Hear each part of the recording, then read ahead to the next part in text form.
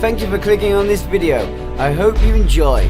And if you do, then don't forget to like and subscribe. Ring that notification bell so you stay up to date on further content. Greetings and welcome to Shadowstar. I am the Renegade Richard and this is a Starship review video.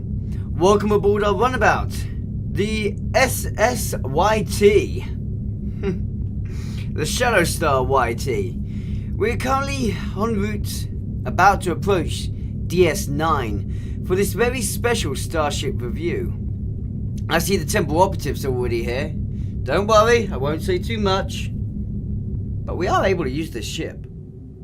Questionable.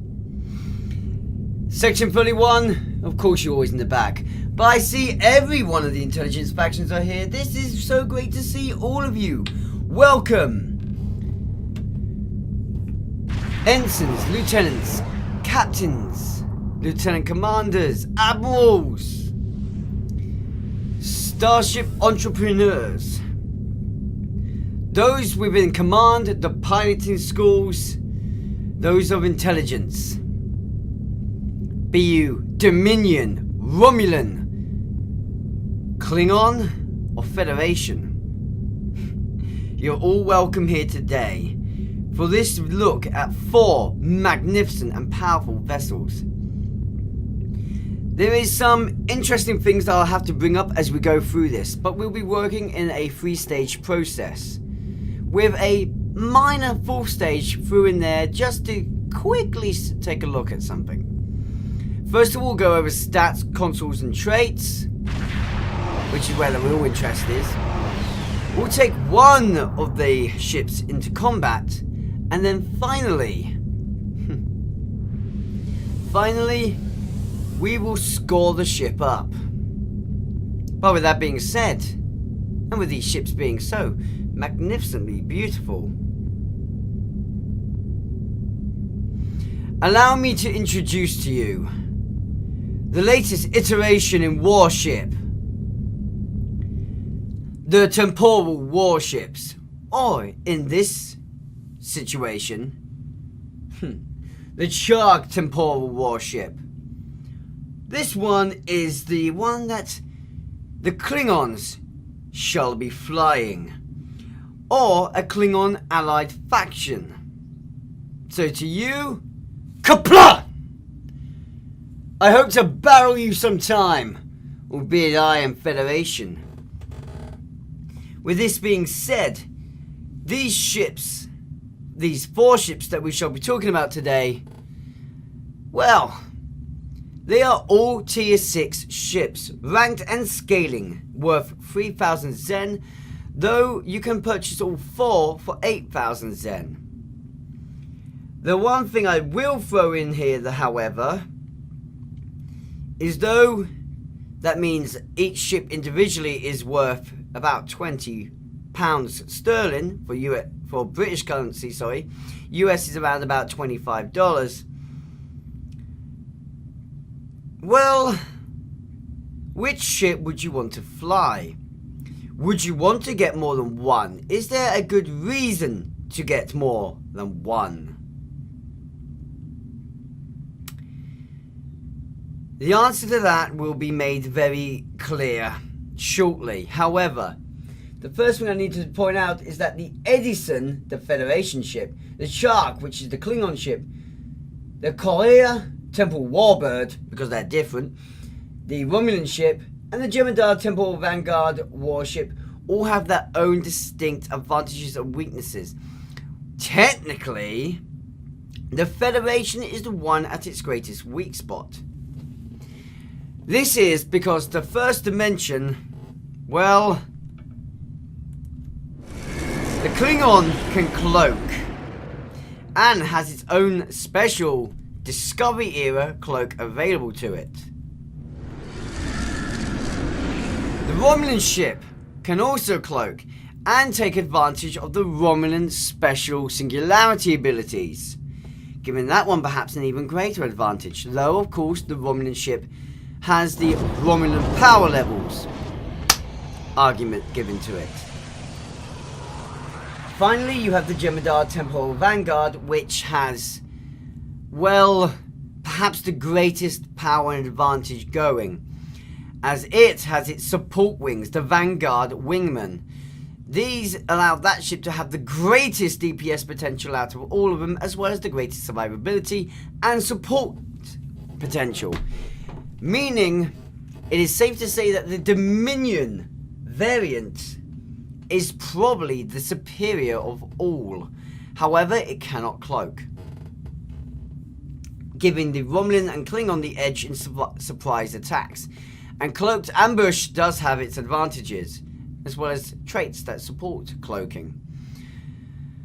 Now, to continue on, I should also add that if you are of a Federation allied faction or a Federation character, you'll have access to the Edison, whereas if you are Klingon allied, then it is, of course, this ship you have access to. Thanks to these ships scaling, you can acquire these ships from literally the get-go, assuming that you've beaten the tutorial. If you're someone who has to do the tutorial and you're already got a Zen ship, I have a question for you. Because the only reason I ever do tutorials is to add to the story. Now, the first thing we should mention is that this ship is a warship type. And what does that mean? Well, warships are ships that fall in the middle ground between cruiser and escort. They're part of a delicate balance. Hello, cloaking ship down there.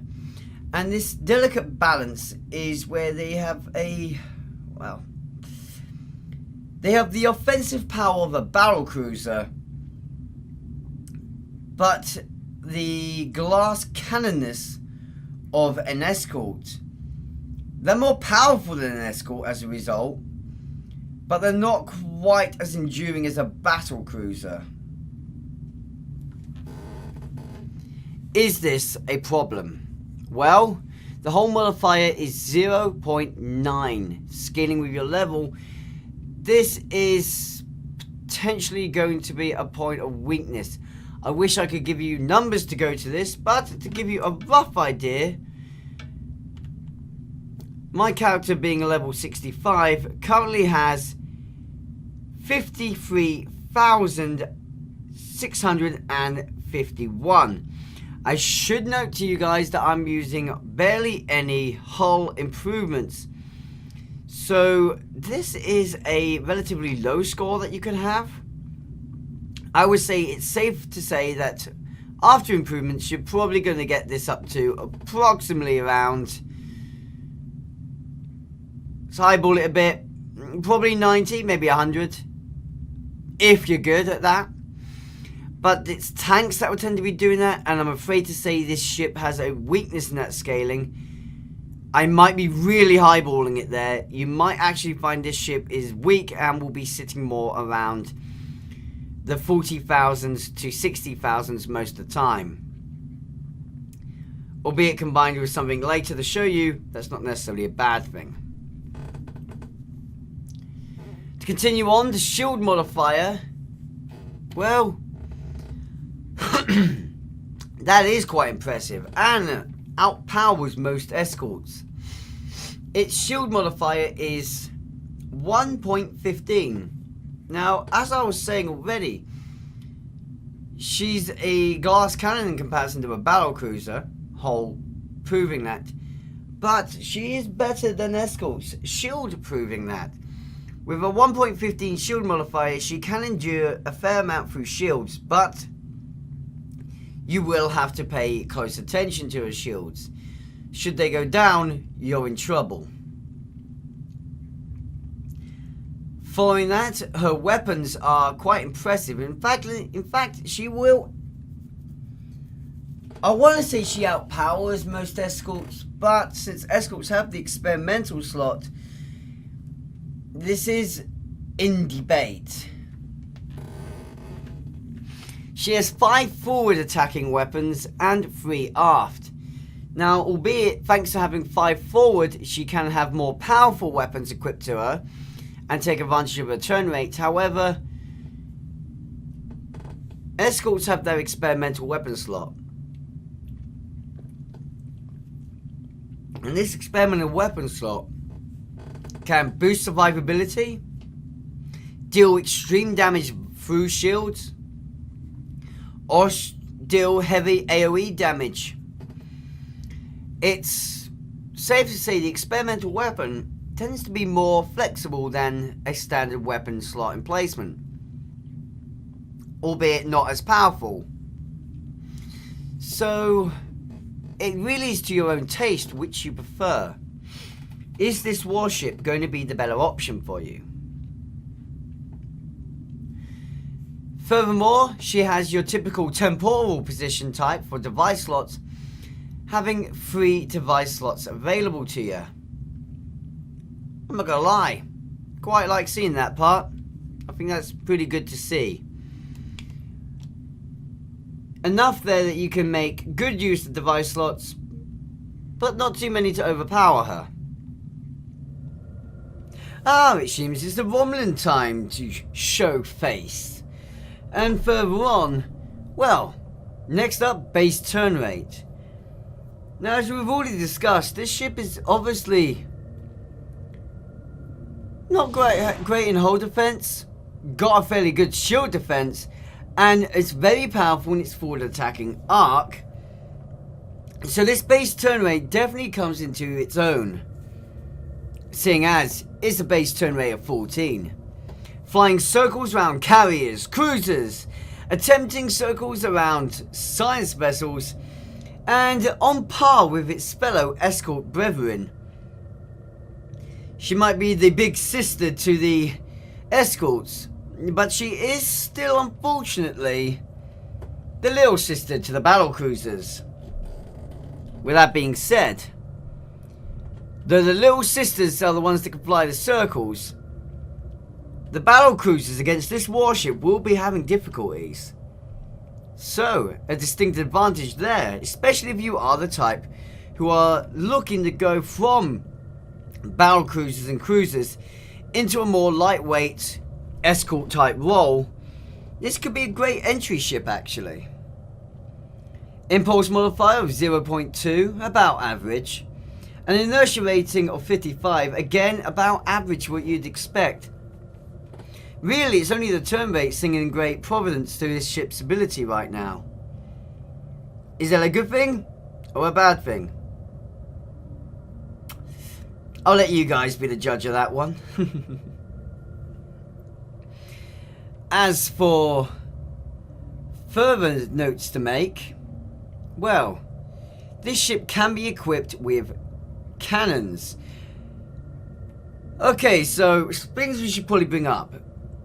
Beams and cannons, there used to be a substantial difference, and you could really easily tell which one was the best to go for. These days, not so much.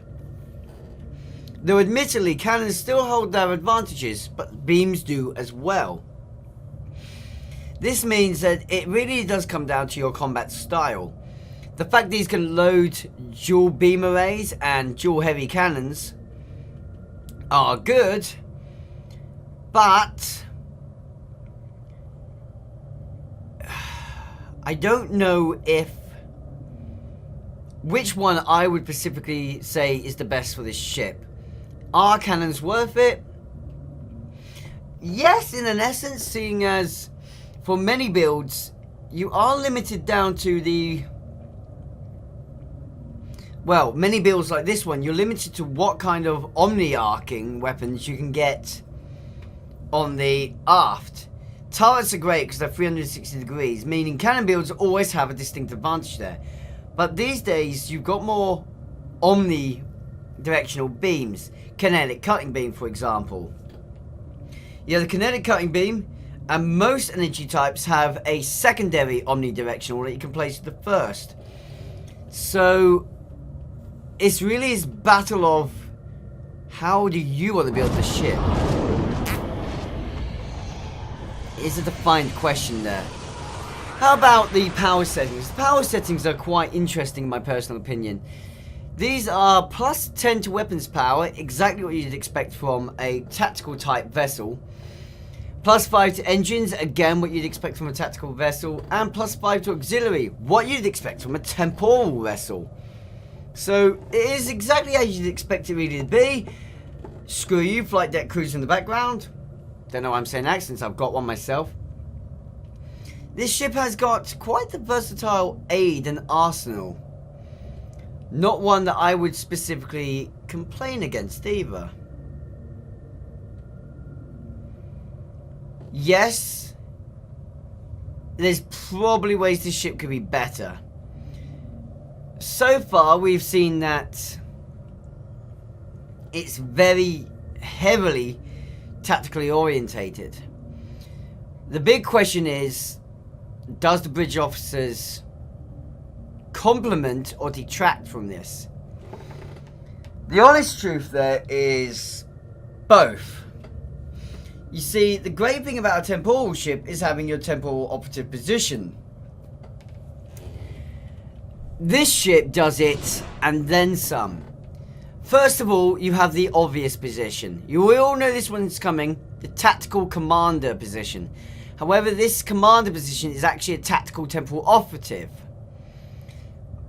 We then also have, paired with it, a lieutenant tactical temporal operative. Meaning this ship has got either overwhelming temporal operative capabilities, which I quite like. As it's a temporal ship, it's good to have a command temporal operative position. It makes a bit of sense. As well as you can always take advantage of that lieutenant one. And if you was to use one of those two positions in full temporal operative mode and no tactical skills, you always have the last position to amplify it. You also have a lieutenant engineering. Unfortunately for me, this isn't great, especially with the builds I make. Means that the final position is going to be used for engineering with me, and that's a bit of a pity, but it's not too much of a subtractor. A great state here, and a personal sign of it being a temporal ship, it has a lieutenant commander science position, giving you plenty of ability to drain and control your adversary, as well as what the ship seems to be built around doing, the ability to massively drain and destroy your foes. Finally, you have your Lieutenant Universal position. This Lieutenant Universal can amplify your tactical, bolster defense, or, should you need to, increase science even further. Personally with me, it will be bolstering my offense through an engineering ranks, as I'm the type to use specific DPS improving engineering abilities to really ham home my power. However, that's not to say that's what you'd have to do with the ship. It really is. It's really well set up to really help you be a support player and a DPS player. Unfortunately, this ship is not built for tanking. Although it can shield tank to some degree, its hull is not going to keep you in the fight after you've lost your shields. So, yeah. It's definitely a support and DPS type ship. I believe at this point, tanks are now going to fully drop out the running. Sorry, engineers. But, well, sorry, tanks. You don't have to be an engineer to be a tank. Console modification is perhaps where it really does strive into both its strength and weakness. It has 5 wonderful tactical consoles, giving it an overwhelming amount of firepower. Good thing to say the Miracle Worker ship, because if that could have 6, it'd be deadly. 3 science positions, what you'd expect from a temporal ship. But unfortunately, here's its weak spot. It only has 2 engineering. Personally, that is exactly what I'd expect from a warship. However, it does worry me.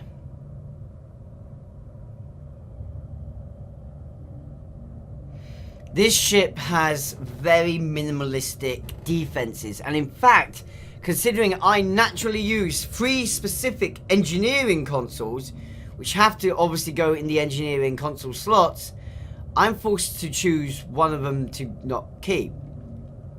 I already know which one it will be, but it's a bit of a concern to me, that one. However, yes, the support role is greatly augmented. It would have been nice to have 1 extra engineering, because that would really boost support roles. But you've got a fairly good average support capability with consoles. And of course you have your applaudingly average for tactical, but above average by ship standards, tactical capability with 5 tactical slots.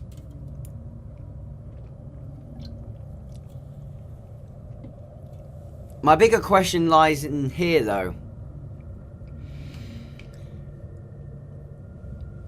Is it worth sacrificing a tactical slot with a universal type console to give yourself a bit more of a defensive edge? There are consoles that will support that.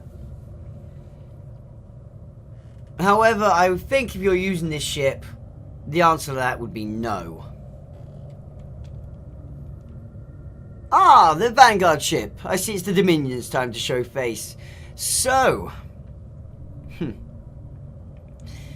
herein lies the next part. What is the ship going to be saying to us via its own little specialties? Trait, console, and special abilities. Well, this is probably where I should note the difference between all 4 ships for you. Starting off with the Vanguard, since it's on screen.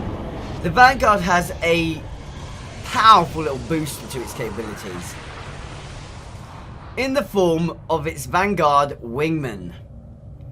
These are powerful warships that will support you at your side and, well, cause quite a bit of devastation. They greatly augment your survivability, making this ship the one with the greatest survivability chance. They massively augment your DPS capability and support role capability by being able to outflank an enemy. And, well, suffice to say, they draw off the targets and act almost as tanks for you in the right situation, giving you less to worry about when in combat. As for the Romulan vessel, well, the Romulan poses a distinct advantage over the Klingons. You see, the Romulan vessel doesn't just have the ability to cloak, but it also presents the ability to use singularity powers. These, although not really OP, do hold distinct advantages. For example, the warp singularity controlling your enemies, or the singularity overcharge to create a massive storm wave of high output weapons barrage. Suffice to say, the Romulans have a distinct advantage there. Good thing that the 2 good ones then, the Romulan and Jem'Hadar, are both available to all faction types except each other. As far as I'm aware at least, the Romulans might be able to use the Jem'Hadar, or the Jem'Hadar might be able to use the Romulans. I have forgotten to check, and it would be great if someone in the comments section below would state if you could. If you can, I will be sure to make note of this later. But a bigger question is, where does the Fed fall into this? So the last, let's say Klingon. Klingon can cloak, but has nothing beyond that. It's probably a good thing the Romulans have slightly lower power settings, I would actually think there. But the Federation has nothing. Nothing that is special as far as I'm aware. Maybe get notes on this in a bit, because the Federation is clearly the last one being shown, so you know what that means. But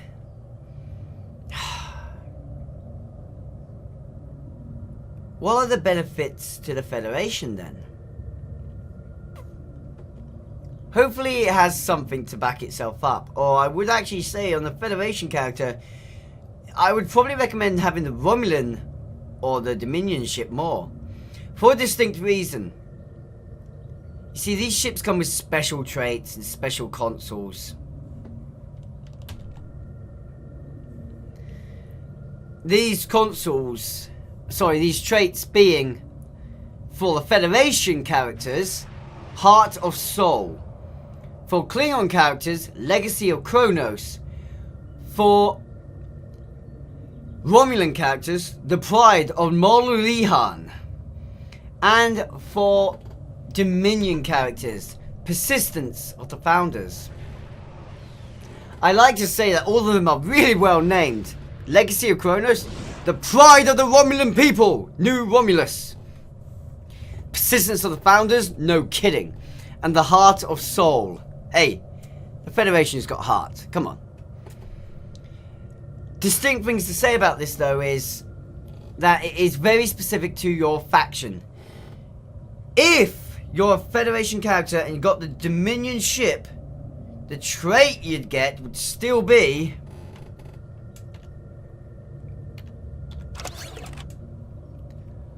Heart of Soul. Even though you're using the Dominion ship. So, what these traits do is for your faction type, gives you a boost in damage and cycle haste when activating either attack pattern beta or any temporal operative bridge officer ability. This is a plus 10% to your fire haste for energy weapons for 20 seconds and plus 5% to your, for the Federation characters, phaser damage. For Klingon characters, disruptor damage. For Dominion characters, Polaron damage. And for Romulan characters, plasma damage. Since you can't get all 4 traits unlocked on all 4 characters, I have to D-score these traits. Ordinarily, I would have rated these about 7 out of 10. They're not OP, but they're not... well... they're not super powerful either. They're useful, but they're not OP. So, 7 out of 10 is probably the best I would have given them under the circumstance that if you got, say, all 3 ships for your Federation character that you can use, so your Federation, your Romulan and Dominion, if you could get all 3 traits, as a result, Persistence of the Founders, Pride of Molulihan, and Heart of Soul, that would have made these great. But no matter what, and here lies the question, do you really want to get all 4? Well,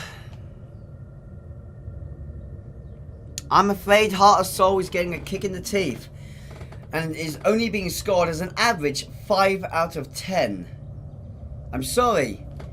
As much as it is a good trait, to its degree, its lack of having its fellow sister traits from the other ships results in me scoring it down. But only because this then gets a bit worse, and I don't want to be saying this either, but first of all, there's a bug with this console. It should get fixed, but as you can see, the console you get with this ship is known as the Entanglement Quantum Bombardment. It is a pretty damn good console, let's not lie about this. So, first to note out for you guys, we'll talk on the positive first of all. First of all, we have the radiation, the active ability of the console. Activating the console will give radiation damage. Now, although radiation has been weakened recently, it is still quite an effective way of damaging your opponents and slowing their healing over time. Now, as you can see, this console deals, well, will fire randomly at foes 16 times in 8 seconds. So firing twice per second. If I take that fire rate and state what it works in here, as it acts as an AoE, it will deal 1,154.1 radiation damage within a 3-kilometer radius. So let's say it hits the dead center. Go out 3 kilometers. Let's not try to highball this, but we'll be fair ground. So let's say you've attacked a group flying in formation. There's 5 ships flying in this formation.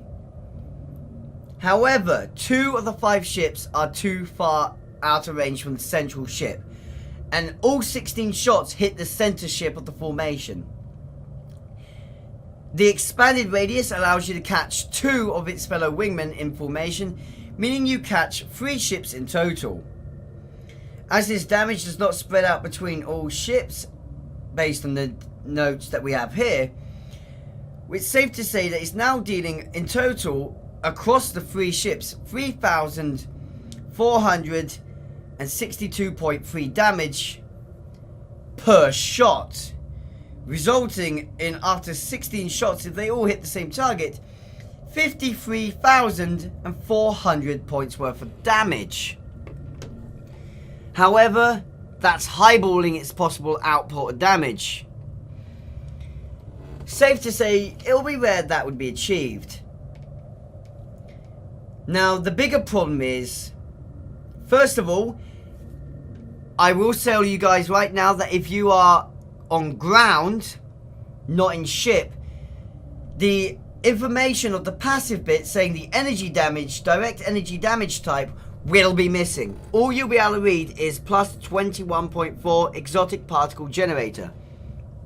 Now that plus 21.4 is really good, especially for Romulans, since plasma weapons do deal additional exotic damage.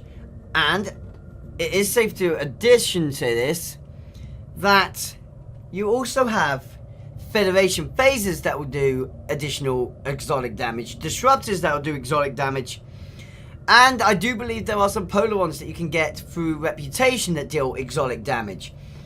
As a result, the particle generator part of this console is amazing.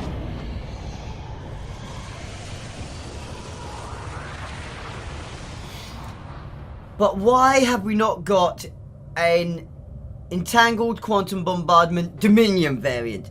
Entangled Quantum Bombardment Romulan variant? Because that's what they should have done. Purely because right now, although this is a Dominion ship and the Dominion's one console, this is giving me plus 15% to phaser damage. Don't know if you know this already, but there are lots of consoles that boost phaser damage. So it would have been more helpful to have the advantage on a Federation character to have the console that boosts Polaron or Plasma over this. If you had the one that boosts Plasma, you could then take that, put that on your Hestia class if you have it. As we all know, the Hestia / the Prometheus Tier 6 is a good Plasma build ship, really boasting Plasma damage, especially when you have its Plasma console. Well, it's sad to say that you don't have that opportunity opened up with this console. A bit downgrading again. Unfortunately, this console depends on which faction your character is orientated with. Good for Dominion, I guess. Good for the Romulans, I guess. Not so great for Klingons or the Federation. Causing me to score this ship 6.5 out of 10. Sorry, the console 6.5 out of 10. It is a loss, unfortunately.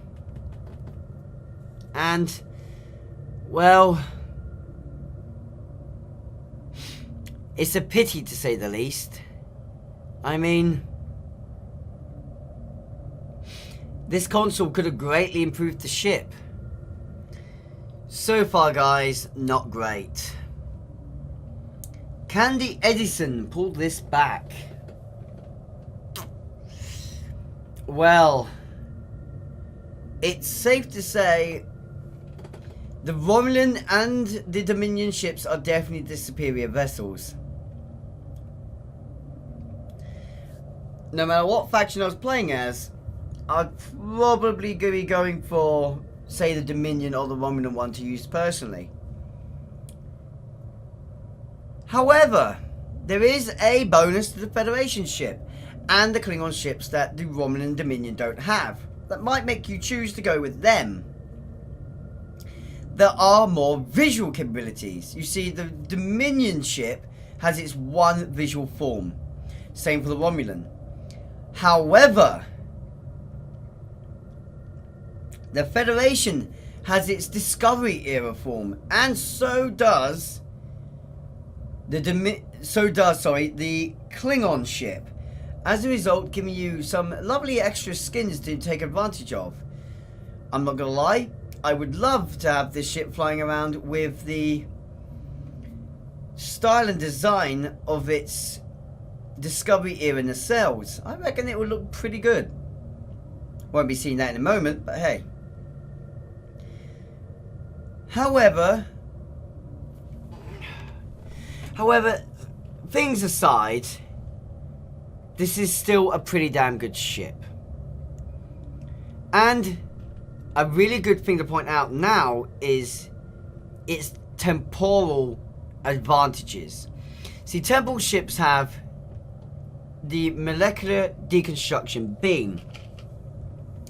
This is affected by your configurations that you hold over 10 seconds. First of all, we'll talk about offensive configuration. Great for DPS users, okay? Especially on this ship, seeing as this is very DPS orientated. This will give you a plus 10 to max engine power, plus 20% flight speed, and plus 20% turn rate. But it will reduce your hull healing ability by 20%. Not bad. It is great. And well, as you obtain counters, you'll have eventually a chance to use a lance-like attack, dealing extreme amount of damage. Defensive configuration gives this ship the ability to hang in there. It's not going to be used by tanks this time around. Sorry to say it, but this is not a tanking ship, and I can't see tanks taking real advantage of it. If you are a tank type player, time to stay away probably. However, this defensive configuration will increase your shield power by 10 and give you plus 20% boosted hull healing. However, it will reduce your flight speed and turn rate by 16.7%. Now, rarely will I say this, but for once the support configuration is making itself an unbelievably good DPS configuration. Ordinarily, I would avoid this one as a DPS player. You want more the weapon power than you do the energy damage.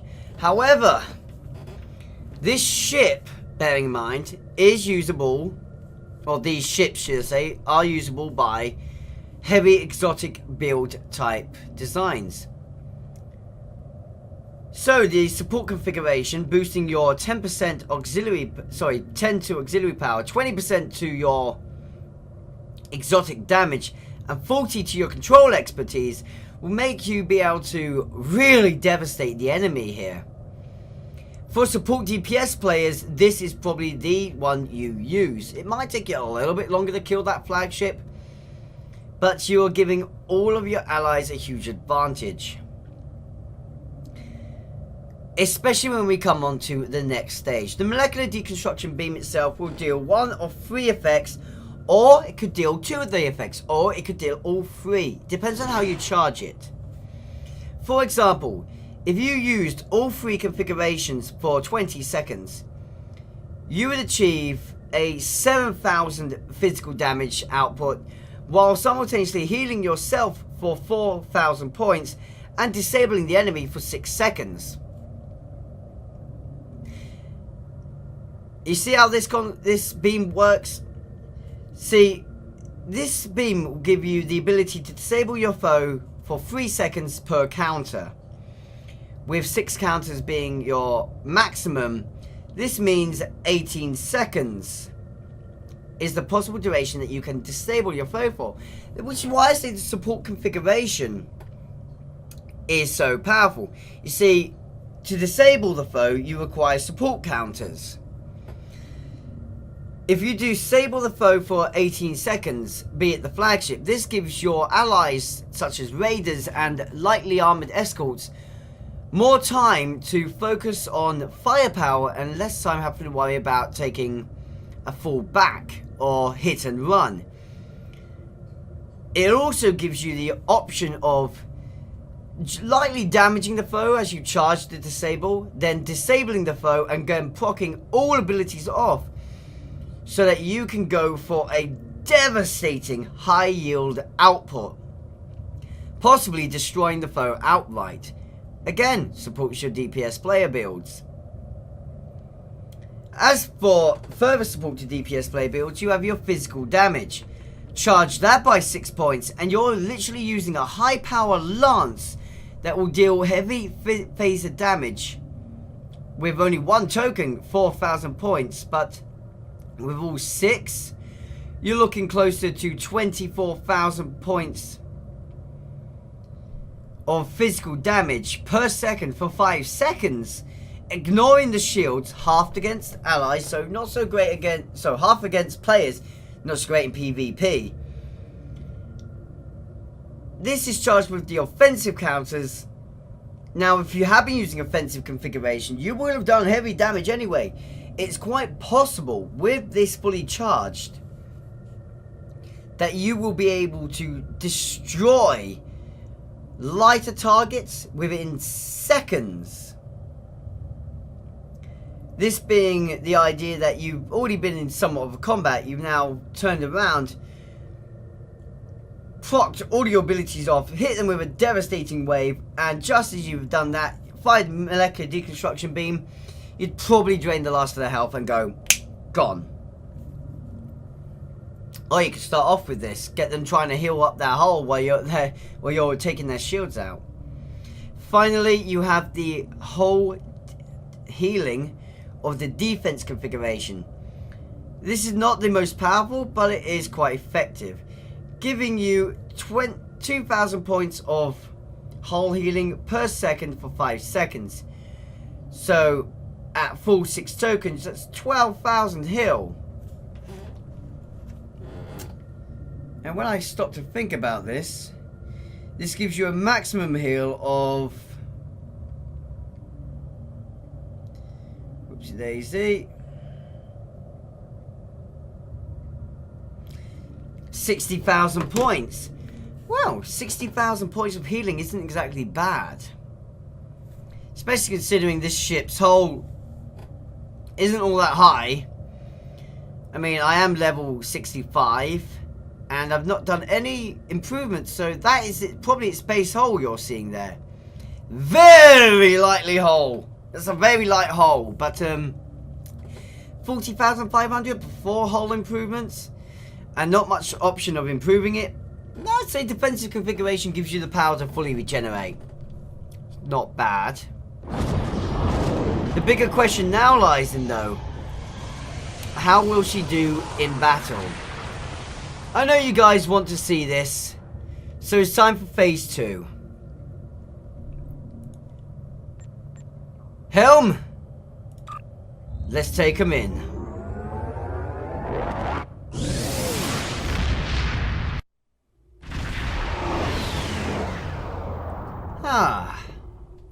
Don't worry, you're not imagining things. It is a different looking ship. This is the classic Discovery appearance ship. However, a little bit of my own touch. Normally I'd go for a darker hull, but I thought for once I'd have a light hull on it.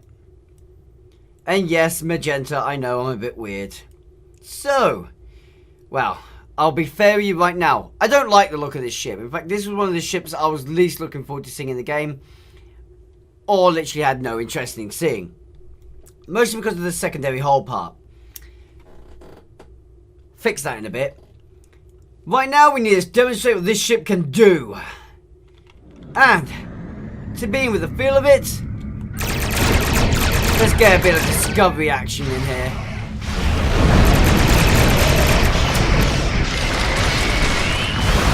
As you can see, she's quite an effective output.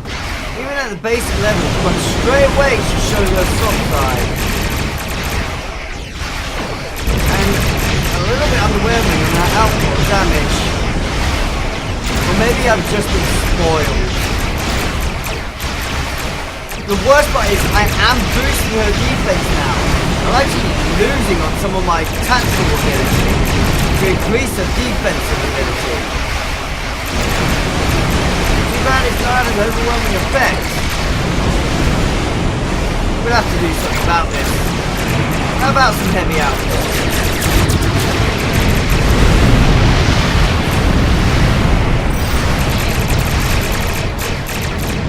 Okay.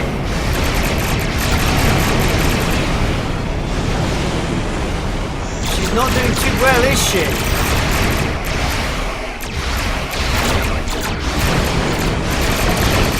It really is about keeping the enemy in your forward arc with this shit.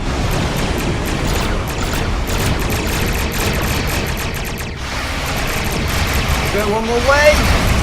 Gotcha.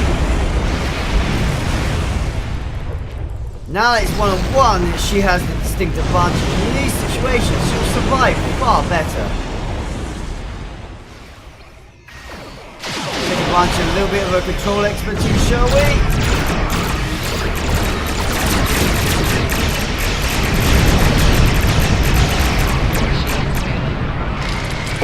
The difficult thing to remember with this ship is the fact that she is a sort of hybrid science tack, but she's one of the original Temporal styles.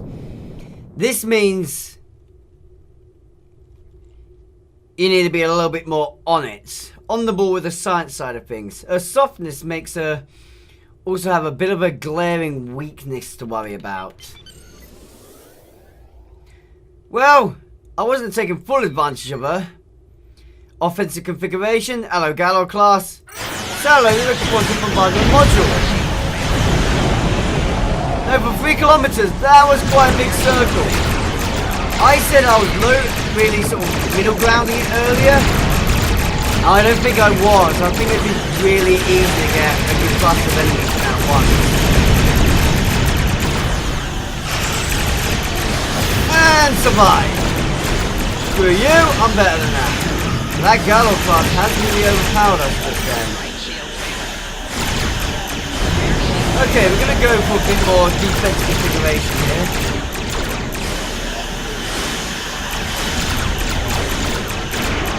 You should be so noted right now that I'm not being an escort or destroyer type user. I'm not playing in my combat ground right now.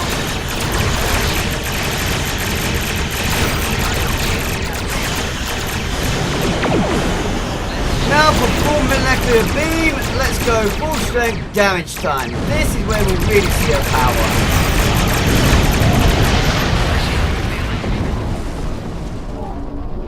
A lot of this ship is timing.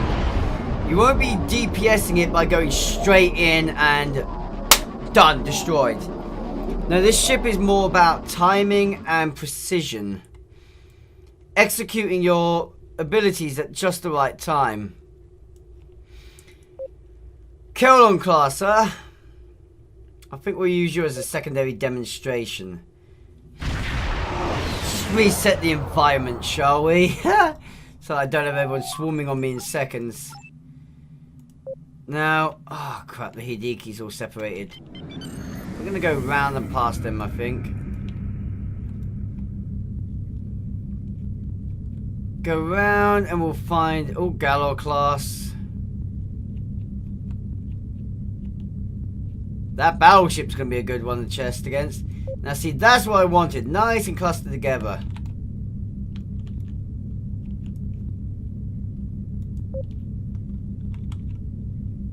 Want to move in a bit quicker. And without them too separating.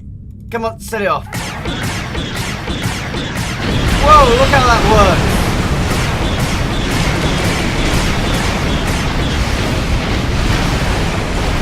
Does hit really well, actually.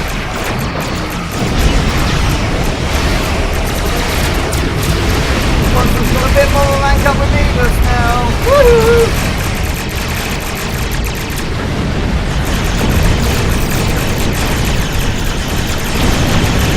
Taking advantage of what the comms can do and actively fighting the ship at exactly the best. Well, it is actually safe to say it's quite an impressive ship. Now I'm going to try and charge the disable, and we're going to really show the power that this ship can have now. Effectively, just how dangerous that disable can be. Hello there, Jemadar.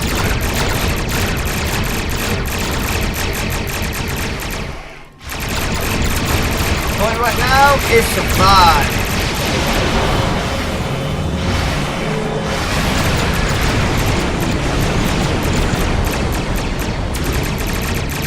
I'm trying to do virtual damage, not too much.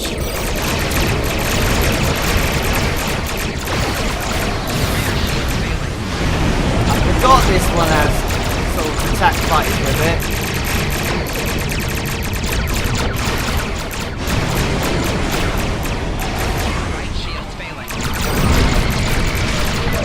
Oh, I'm in a bit of trouble here.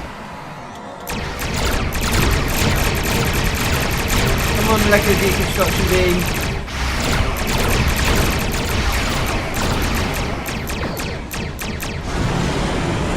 Right, and disable. Now everything, all at once.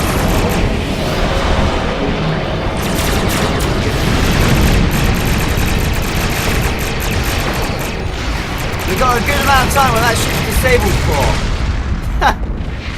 Essentially, just one-sided that fight.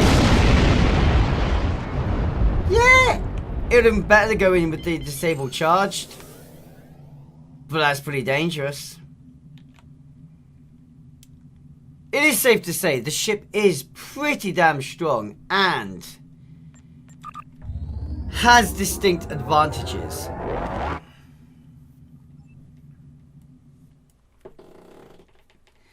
Now, top notes to make. This ship does have quite an extensive array of what you can do visually with it. This also applies to the Klingon ship as far as I'm aware. However, the Romulan and the Romulan and the Dominion, however, do not. It's only the Klingon and the Federation which have the two templates. They also all have quite the variety of hulls. As you can see, there are plenty of types for the Federation. Dominion has all of its hull types, Romulan has all of its hull types, and the Klingons have all of theirs. So, there's a lot going for it too. You also have some very nice bridges. Now, this one seems to currently want to use the Aquarius straight off, which I'm not going to argue with. I kind of like the Aquarius bridge. The Odyssey bridge is an interesting choice. And then you have all the other types. I'm a bit too loose to see the Origin, so seeing the Aquarius bridge want to go onto the ship, oh, I am happy with that. Now, in the case of the Federation one, you have 4 points to customize with. I believe with all the others, it is either 3 or 4 points to customize with on them. And, well, as I'm not going to lie, straight away I can say I do absolutely adore the look of the new Edison class. Because it fixes the one thing I really don't like about the ship. But this ship I've always had an issue with. It was because of the primary hull. So the secondary hull. It's great to see you can fix it. There we go. All repaired. No problems left. Just give it a classic deflector and I would have loved the ship. Damn it. It's a bit... I know I'm being a bit mean here. Hang on a second. Take the cells away. It's the bloody Millennium Falcon.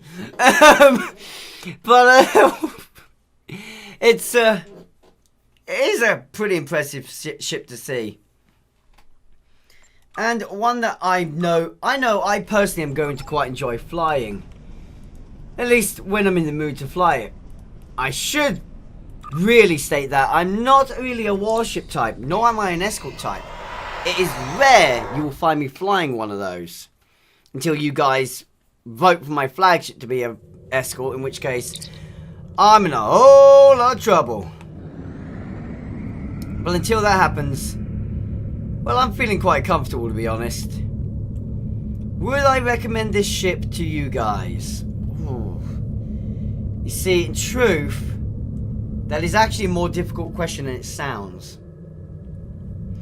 You see, I always like to find a positive with these ships, and the truth of the matter is, you will definitely find use with at least one of the ships. So for 3,000 Zen,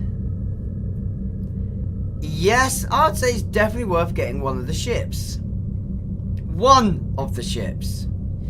The issue I have here is it's not worth getting all of the ships. At the most, I would say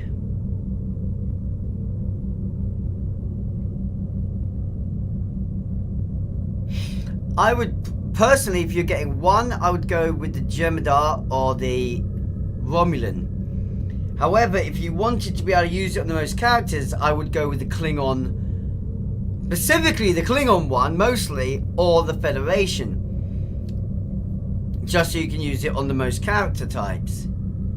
However, beyond that, I would never recommend more than, well, the way to view it is this. Are you only ever going to use the ship on one character type? Okay, yeah, one. Go for the one you prefer. I would probably recommend Romulan or Dominion. But, since it's 3,000 Zen, or 6,000 if you're going for two, you might as well save up, get 8,000 Zen, get all four together, and get the bundle deal. I can see why they put the bundle deal in the way they did. The ship's it's worth it for one, but it's not really worth it for two or three. So the easiest way to think about it is, do you want one of the ships, or do you want all of the ships? As I would score them, well, let's exclude tank. We already know right now this ship can't do tank. It would not be fair to state a score for it, because you know it is very low. How about support? Well, as we've just found out, it's very weak in its defenses, and support ships do need some survivability. This is going to heavily hamper the ship, and unfortunately there isn't any way to pull that back. So as a support vessel, I thought I was going to be saying it's a good support, but it's not. Unfortunately, this ship scores with me a 6.5 in the support category, which is a pity, because there are parts of it which do support really well. So it's down to being an escort ship. Now in the DPS category, I will score it very highly. As a DPS ship, I'll give it 9 out of 10. However, this now comes down to, do I recommend this ship over other escort ships or DPS categorized ships? Against battle cruisers, no, of course not. It does have a battle cruiser weapons arrangement, but if that's what you're after, you might as well go up to the battle cruisers. They have only slightly worse maneuverability, and thanks to their engineering capability, you can, normal engineering console position should I say, you can counteract that lack of maneuverability. Plus, to go even further with this, and this is where it really is a bit disheartening, the battle cruisers have much higher shield and hull defenses overall than this ship does. So a battle cruiser is definitely superior.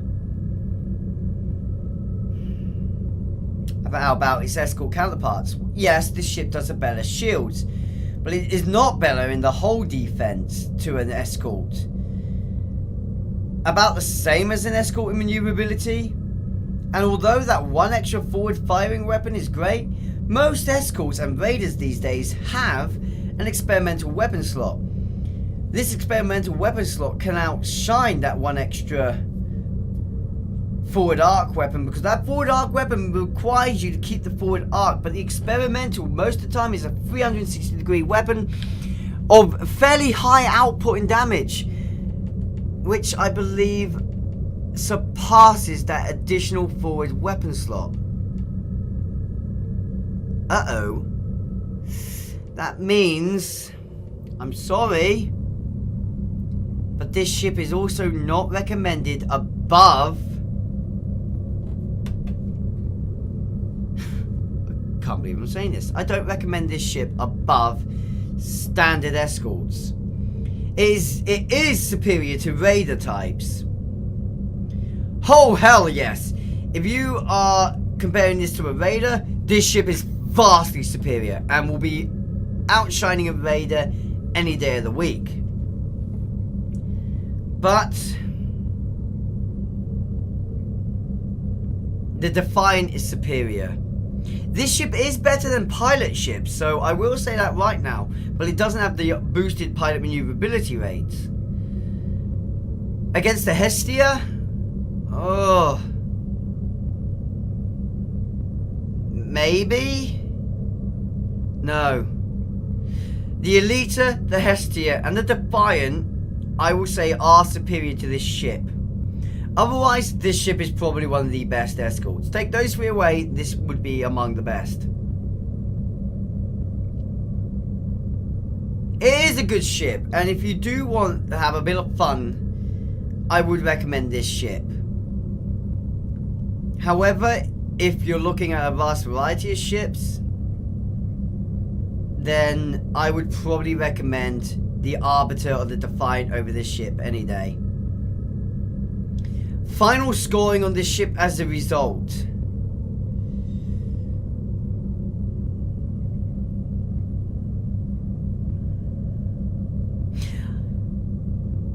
Seven out of 10.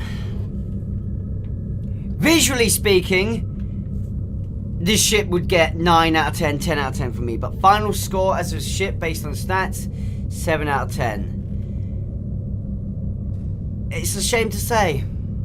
She had potential. But I will have to score her down.